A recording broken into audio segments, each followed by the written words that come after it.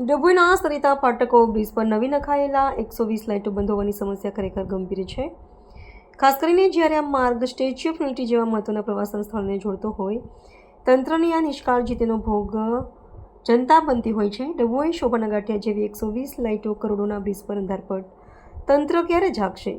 ડભોઈ સરિતા ફાટક overbridge statue of યુનિટીને જોડતા મહત્વના માર્ગ પર આવેલા સરિતા ફાટક ઓવરબ્રિજ પર છેલ્લા 2 મહિનાથી વિચિત્ર પરિસ્થિતિ જોવા મળી રહી છે.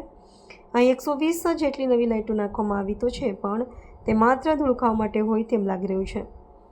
લાઇટો હોવા છતાં રાત્રે બ્રિજ પર ઘોર અંધારપટ છવાયેલો રહે છે.